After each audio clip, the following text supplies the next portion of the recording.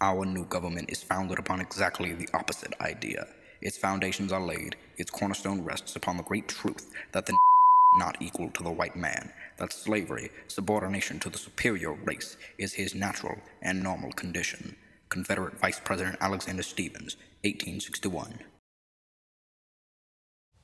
It's 1873, and the North and the South have plunged back into war. During his second inaugural address, U.S. President Sumner gave the declaration to restart conflict with the Confederate States, listing the reasons as being Southern hostility and the end aim of ending slavery. Immediately, the Confederate government in Richmond fell into a state of panic, as the Union began mass-producing weaponry using their brand-new industry. From the very start of the war, it seems the North was set to come out victorious. In an act of desperation, the CS government began promising autonomy to several Native American tribes in the Indian Territory. The Union did the same, making Sequoia the biggest pawn of the war. In 1874, the first native raids into opposing territory took place. The UK came to the aid of the South very quickly. They began sending aid and then sent dispatches from Canada to fight against the North, essentially declaring war. British warships from the East India Company were also sent to the American west and east coasts. France opted out of sending aid due to their embarrassing defeat during the Franco-Prussian War. Speaking of the Franco-Prussian War, with France so distracted in Europe, Mexico took the chance to declare independence in 1871. After the war ended, France attempted to send a fleet to regain the territory in 1873. However, they severely underestimated Mexico's strength. After a year of fighting, the French were pushed back and surrendered in 1874. Mexico gained full recognition, and the Third Mexican Republic was declared. Meanwhile, things in the Indian Territory soon became bloody. The region quickly became a massive battleground by 1875, with both sides committing terrible atrocities. However, a breakthrough was made when U.S. General George Custer managed to push through Sequoia and began moving through Confederate territory.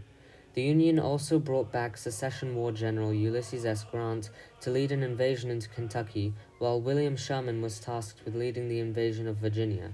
Both these invasions failed horribly.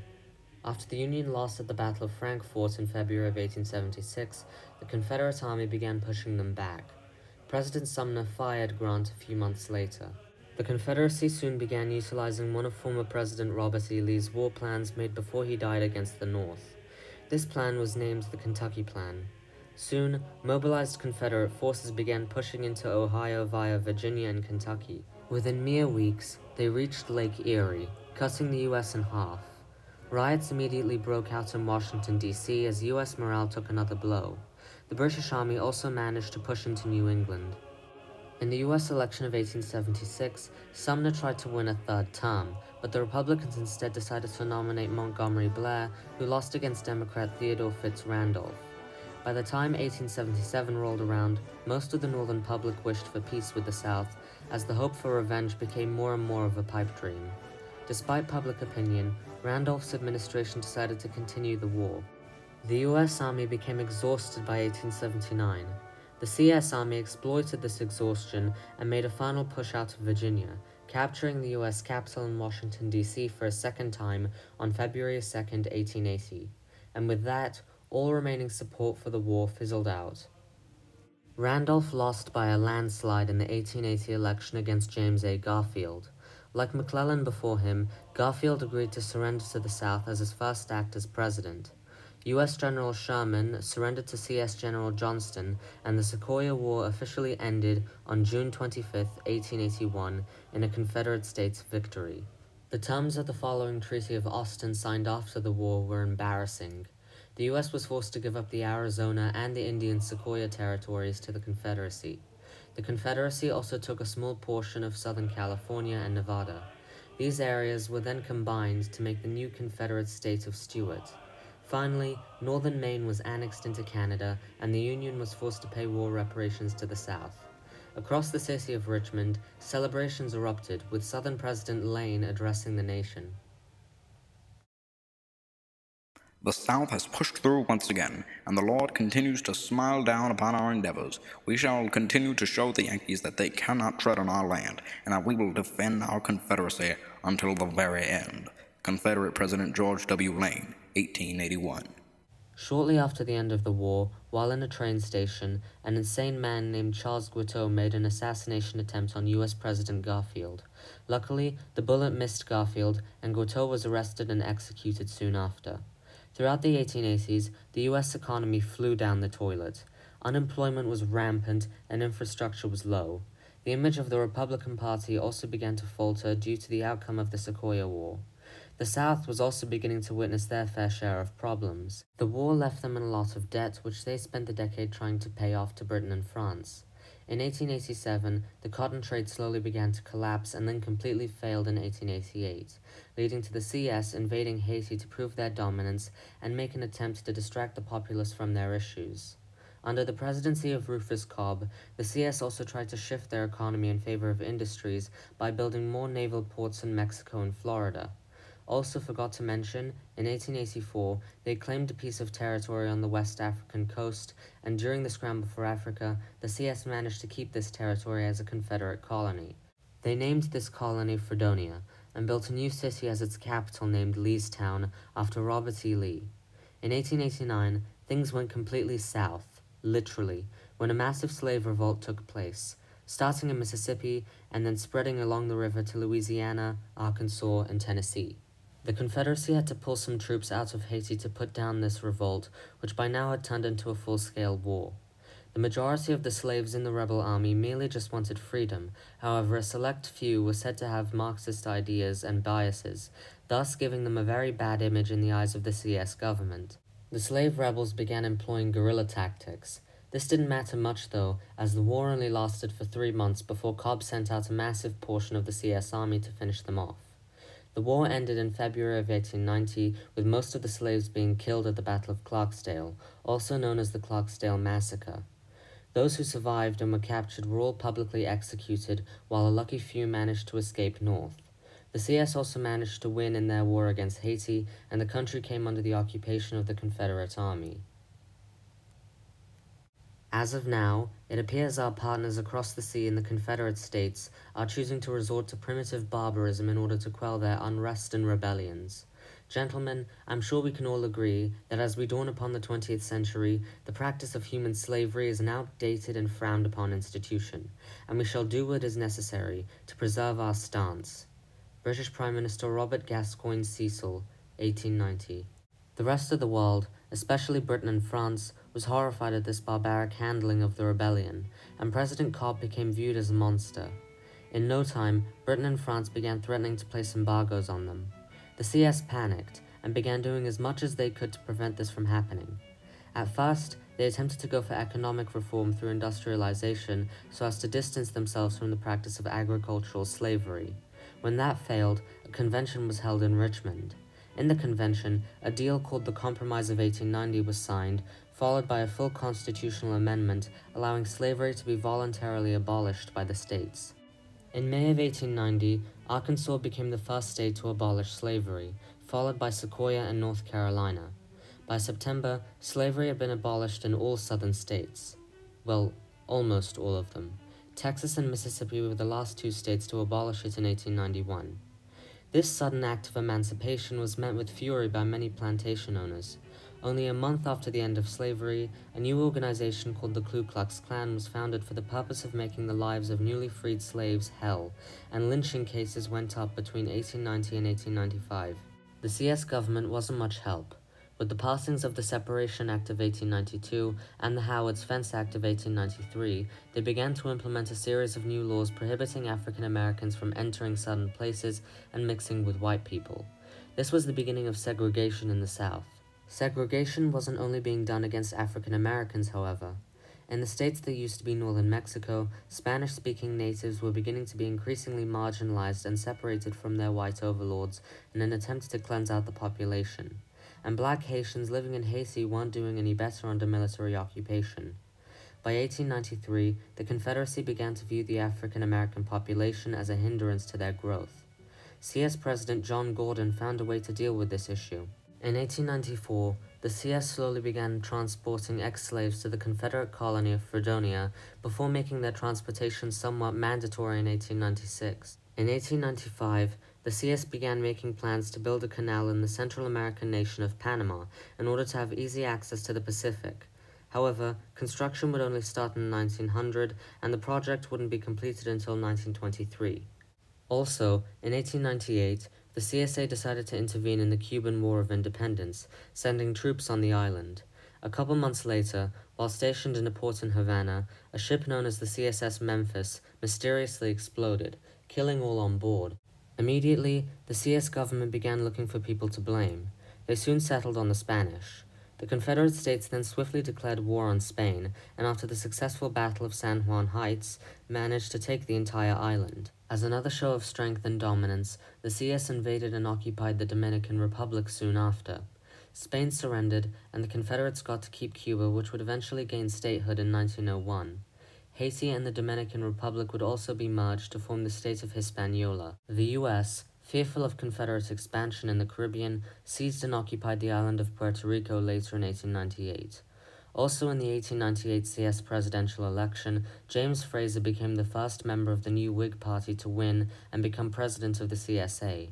In office, he began implementing his new plans to further modernize and industrialize the Confederacy, taking it further from an agricultural-dependent nation by building new factories in Virginia and Kentucky. All of this caused him to become rather unpopular in the Deep South, who were mostly dominated by farmers and Southern Democrats. In 1899, a brand new political party showed up to the scene, calling themselves the Southern Socialist Party.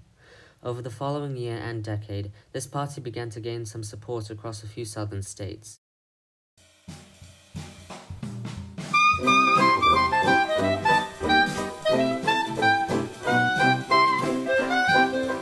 It's the new century and a lot is happening. Firstly, with the gaining of the Caribbean territories, the Confederate States over the course of the early 1900s became more and more influenced by Caribbean culture, especially in states like Florida and Georgia. Also, the 1904 CS elections rolled around with 3 different candidates running: the Southern Democrat Andrew Montague, the new Whig James Taliaferro, and a member of the new Southern Socialist Party named Redden Andrews. Montague won, however the rise of the Socialist Party became a very big concern to him. In 1905, he passed the Prevention Act, forbidding African Americans from running for the Socialist Party. His administration also began hunting down various Socialist Party members and supporters. This did nothing but give more public sympathy to the Socialists. The Socialists ran again in 1910 and re-nominated Redden Andrews. They lost for a second time, however the votes were much closer than in 1904. The new Whig candidate, Woodrow Wilson, became the 10th Confederate president. 2 years later, in 1912, the U.S. held their elections. However, they had an extremely rough start when, during the Republican primaries, Teddy Roosevelt died from malaria. Just 3 days later, the other Republican candidate, William Taft, died of a heart attack. This gave a new candidate named Robert M. La Follette the chance to run and go on to win the election and the presidency. La Follette was a radical progressive as well as an extreme neutral, so as tensions rose in Europe, he decided that the United States would take neither side. The Confederacy, meanwhile, with their best interests at heart, sided with the British and the French. Meanwhile, in East Asia, Japan had become expansionist. They had already taken over the Korean peninsula by 1910, and in 1911, they seized the island of Hawaii, making it a Japanese protectorate. They would also go on to side with the British, French, and the Confederates. Also, side note, the British managed to seize the territory of Alaska during the Russo-Japanese War. The tensions in Europe soon reached a breaking point in June of 1914, when Archduke Franz Ferdinand of Austria-Hungary was shot in his open-top car by a Serbian nationalist. The Austro-Hungarian government was furious, and began making impossible demands to Serbia. They then declared war when Serbia refused. Germany backed Austria, Russia backed Serbia, who in turn was backed by France, and then Germany invaded Belgium, getting the UK involved in the war. The Ottomans also joined the Central Powers. The Confederate States expressed their support for the UK from the beginning and began sending aid a couple months into the war, and President Wilson expressed his view that Germany and Austria-Hungary were aggressive, warmongering nations. The US, meanwhile, remained strictly neutral and continued trade with Germany. The CS government soon began requesting that the US cease trade ties with the Germans. The US refused, and the Confederacy soon began patrolling northern waters. This did not end well, as on February 17th, 1915, the Confederate submarine called the CSS Johnston accidentally torpedoed an American cargo ship off the coast of New Jersey. Enraged, the US government demanded an official apology. The Confederates gave one, however they refused to pay compensation for the loss of the ship, so the US Navy began patrolling southern waters. This led to the small and brief Battle of Hampton Roads between the two nations. Open fighting began, and the US under President La Follette joined the Central Powers and then declared war on the Confederacy for the third time in history. Both nations were now fully involved in the First World War. The CS attempted an invasion of Maryland and Pennsylvania in autumn of 1915, calling it Operation Pinecone. However, that failed, and US General John Pershing pushed them back into Western Virginia. The technology used in this war had advanced a lot since the previous two wars, and trench warfare had to be brought in similarly to what was going on in Western Europe. And so, a long line of trenches were built spanning across Virginia and Kentucky. The US did see a lot of success in the West, however, managing to push the South through Texas and nearly to the Rio Grande River. It was at this time that Mexico noticed an opportunity to take back their lost land, and so they declared war on the Confederate States, also joining the Central Powers. However, one thing to note about the Mexican army was that they were extremely incompetent, especially when being commanded by a corrupt central government, and thus they were repelled and devastatingly humiliated by the CS. Also, both the US and the CS sent troops to aid the Western Front for their respective sides while all of this was happening. In 1916, the US launched a massive offensive in Virginia, leading CS President Wilson to temporarily move the Confederate capital to Atlanta just to be on the safe side, as Richmond was getting bombarded by lots of artillery. Being in the Central Powers, the US also declared war on Britain and actually managed to gain a decent amount of Canadian territory. For a while, it seemed as though the Central Powers were about to win the war. Until it didn't. In late 1916, while on their way to the west, several US troops stopped in Salt Lake City in Utah. There, they found a local pastor, as well as a few other Christian and Mormon leaders, leading an anti-war march. Long story short, this meetup didn't go so well.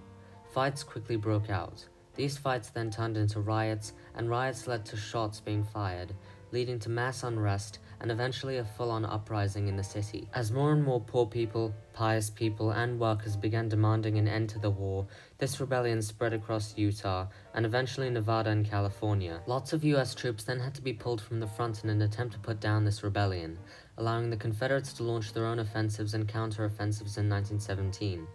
These offensives proved to be a great success as the Confederacy, with the help of CS General Douglas MacArthur, managed to create a new type of military vehicle called the barrel, inspired by the British tank. In no time, the Confederates kicked the Union out of Texas and soon managed to push into the Great Lakes region. Also in 1916, the CS government was way too unprepared to hold the Confederate election. Facing pressure from his allies, Wilson then called for an amendment to the Confederate Constitution, allowing CS presidents to run for more than one term. He then ran for re-election in 1916 unopposed. The Union also had to retreat from Canada, allowing the British and Canadians to invade Maine, Washington, Oregon, and even Idaho. The situation wasn't any better for Germany either.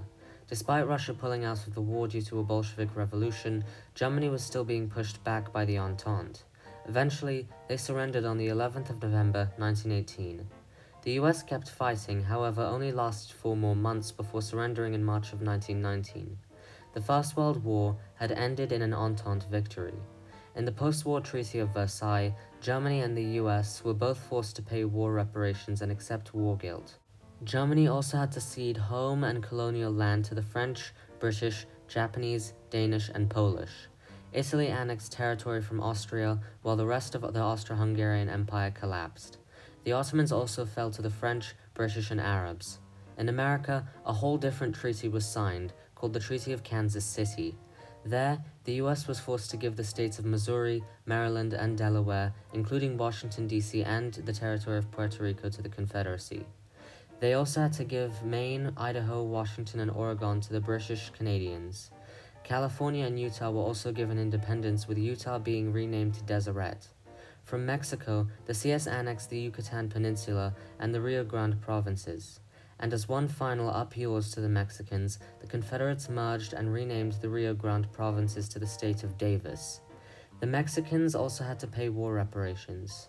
By the end of 1919, North America looked like this: Europe looked like this, and Russia was falling more and more to communism, eventually becoming the Soviet Union. This was the new post-war world. A new post-war world that, while blissful for the Entente, was not at all going to remain like this forever. In the defeated Central Powers, anger was bubbling, and the people wanted someone to blame as well as vengeance.